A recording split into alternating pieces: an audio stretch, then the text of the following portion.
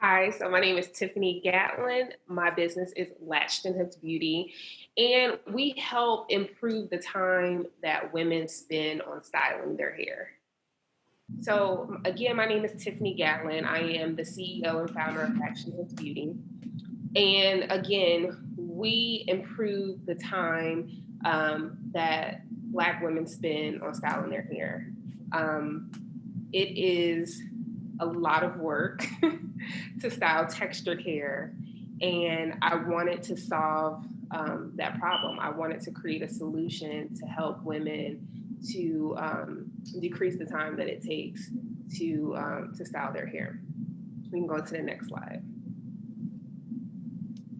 So I wanted today to discuss how failure, although oftentimes inevitable, is not a bad word. So when I started Lashed and Hooked Beauty in 2016, it's actually my second beauty company. My first beauty company was acquired, and I actually was in the midst of selling that company as I started a new company. And we only have a short amount of time. So when I thought about what failure I would share with you guys, I decided to share a most recent failure only because I've had so many failures within my 10 years of entrepreneurship that I could literally take over this panel today and talk to you about all of my failures, but we don't have time.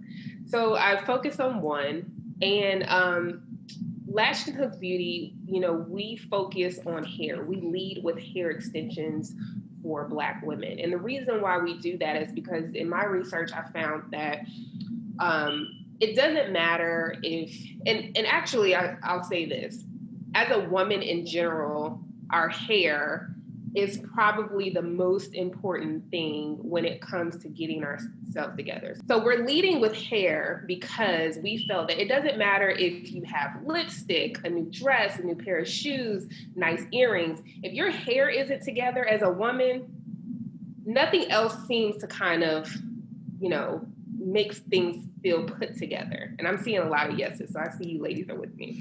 Let's go to the next slide. So we say that we are transforming lives. We are debunking this myth in society that women wear hair extensions because we don't love our hair. In fact, we're wearing hair extensions oftentimes because we are busy. We need hair solutions. Like today, I had to get on this Zoom and I had to figure my hair out. And so I threw on this ponytail. It was fast. It transformed my look in minutes because I'm busy. I'm a mom of 4, and I just need fast solutions because I am a busy woman. And so that's what our company does, creates fast hair solutions for busy women. So I came up with this idea of this ponytail. Again, I'm wearing it today. And I said, okay, it's no more struggle ponytails. If you've ever gotten your hair cut and, your ponytail is like this long, I said, okay, I want to come out with a voluminous ponytail that you can just attach and it would just be perfect, right? The perfect ponytail. Nobody else is going to have this idea. I wasn't seeing it on the market. I'm thinking that I'm going to be the first, right? So I decided to call it the perfect ponytail. And I came to market and everyone loved it. It was selling so fast. I was so excited. I had beautiful marketing material. Go ahead and go to the next slide. I changed my packaging because I wanted my packaging to feel beautiful. I didn't want it to feel cheap. So, it was a success. I was so excited about this perfect ponytail, and everything seemed so perfect about the perfect ponytail. But the only thing was, go ahead and go to the next slide. The perfect ponytail was already trademarked. Someone in the beauty industry had already created a product called the perfect ponytail. So I was, in fact, infringing on someone else's trademark. I could have cried. I could have cried because I knew that I was going to have to stop selling this product. So how did I fail? And how did this make me feel? I'm not gonna lie to you guys, I literally cried. I called my attorney and I said, hey, yeah, you know, that product that I just launched, you know, a month ago, the perfect ponytail. Actually, I contacted my attorney because I was ready to trademark at this point. So before I actually launched the product, I never had a discussion with my intellectual property attorney to let her know that this product was coming out. So the problem with that is, had I told her the product, the name, she would have told me, oh, Tiffini, that name has already been trademarked by another company. And the product that you're coming out with is pretty similar to what they've already put on the market. Yet I was so excited about my idea. But, you know, I've been doing this for a while now. I'll trademark later. But my attorney literally said, stop in your tracks. I would hate for you to get sued for infringing on someone else's trademark. And even deeper than that, if the owners of the trademark find out that you're selling it, they could come after you and take all of your profits for selling a product under their name. So how I failed to do my research. I did not do a trademark search. I failed to communicate. I didn't talk to my attorney because I could have avoided the packaging design, the shipping from the freight costs from overseas, the money that I spent on marketing. I lost about $20,000 in revenue because I had to actually stop selling the product. So all because I failed to do my research, I failed to communicate, and I failed to protect my assets. Next slide. But in all of that, and trust me, that hit me in the gut pretty hard. But what I realized in the past 10 years of entrepreneurship and failing is that really the only way that I fail is if I actually quit. Next slide. What does it mean to actually fail? And is failing bad? Again, what I've learned over the past 10 years as being an entrepreneur and failing or not reaching the level of success that I would desire is that it's really not a bad word. And it's really in my best interest to fail, because what it does is it teaches me the many ways that I should not go about doing something, right? So I got valuable lessons out of failing. And I started to learn that failing is actually not bad. It doesn't always feel good, but it's not bad. And there's a friend of mine, and she says this quote that feelings isn't necessarily fact. So the way that you feel about something doesn't mean that that's what it actually is. And so it's okay to feel, you know, I felt bad, I cried about it, but it was time for me to get up and move on. Next slide. So what I've learned about failure and what it says about people is that failure to me shows that you take action, right? So it means that there are a lot of people that are sitting on the sidelines wishing and hoping that something happens. They are nervous and scared to get out there to see what the possibilities are going to be. But when you actually say, you know what, that didn't work, it still tells me that you tried. And that can go far, because there are a lot of people that just aren't willing to step out there and try. You are a 14%er. And actually that number should be higher. But what I was trying to get with that is that every year the number fluctuates on how many businesses actually fail every year. And you are a part of that percentage. And it might sound like, oh my gosh, that is a large number. but you're in that percentage, which means that you actually got out there and you attempted to do something that other people are just so afraid to do. You're a risk taker. And you have an inspirational story. Just like the stories that you're going to hear today of how we failed or overcame a situation will inspire the next person. So you have a story to tell. You can give advice.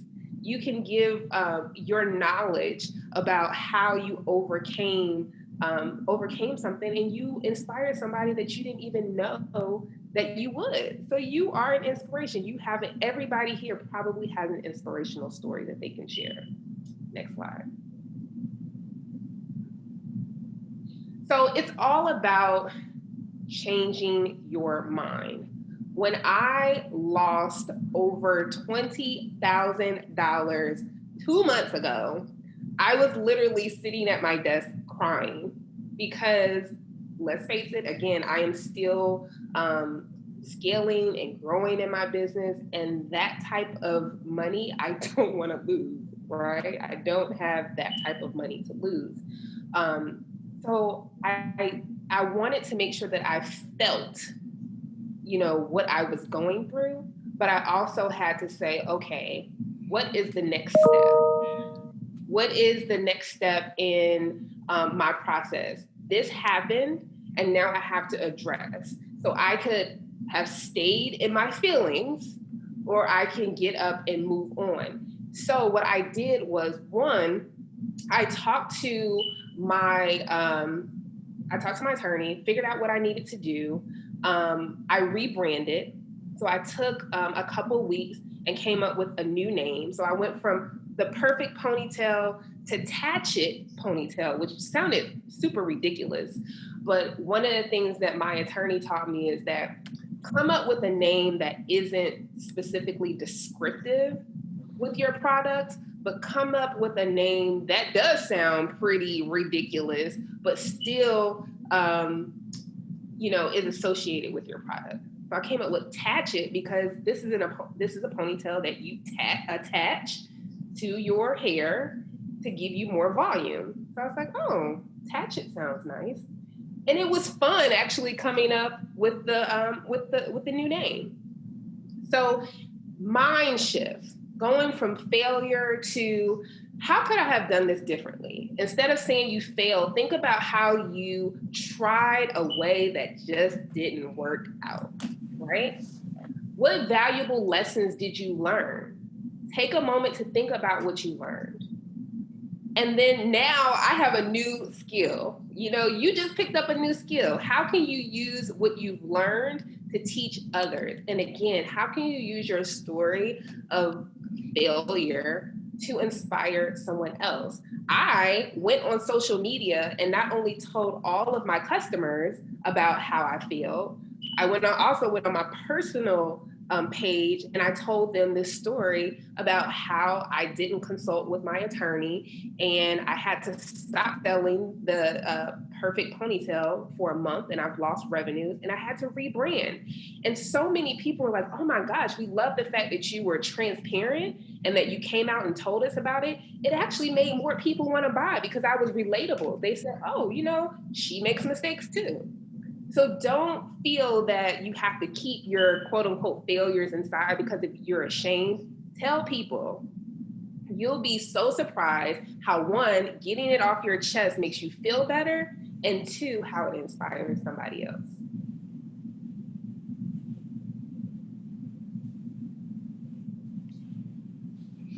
Thank you, Tiffini. That was excellent. So we do have a couple of questions, and the first one, Kayla wants to know, so once you did find your new name for your product, Latched, did you immediately begin marketing it under the new name, or did you hold off until it cleared for a trademark? So I actually waited till I got my option letter from my attorney. And she was able to let me know that she gave me all of the names that were either close to the name Latched or just to let me know if there were any other companies that had a trademark with that name. Once that was cleared and she let me know that it was cleared, I started immediately marketing with the name Latched, because the trademark office also likes to see that you're putting the name out into commerce. So one more question about attorneys. So it seems like your relationship with your attorney is an important one, which is true. So do you have advice on choosing an attorney? I do, and it's probably longer than what I can say here. But I did create for another session I did before. I created 10 questions that you should ask an attorney before engaging them. And I don't know, Jennifer, if that's some place I can give that to someone and maybe have that as a resource. Yeah. But I know for me, because I didn't know, there was another time where I had to get an attorney, and I was literally under stress, and I needed an attorney, and I chose the wrong type of attorney. And so going through that situation, I managed to put together 10 questions that you should ask every attorney before engaging them and giving them any money. And so, yes, it's very important to make sure that you get someone on board before you actually meet someone. Okay. And we have a number of questions, and we're going to have to move on, unfortunately, but we have a lot of questions about trademarks. And so if I'm not mistaken, we are holding a session, a similar session to this on trademarking. And so for those of you that are interested in attending that session, I will ask maybe George or Jackie could send me the specifics of the trademark workshop that we're doing later in November, and we can share that via the chat so that you all can participate if you're interested. And I'll try to go through the chat and answer other questions if I can do that as well. Excellent. Thank you. And yes, Tiffini, if you can send us, if you have your 10 questions, we can make sure that we get that shared with the group as well. So, all right. Thank you, everyone. Thanks, Tiffini.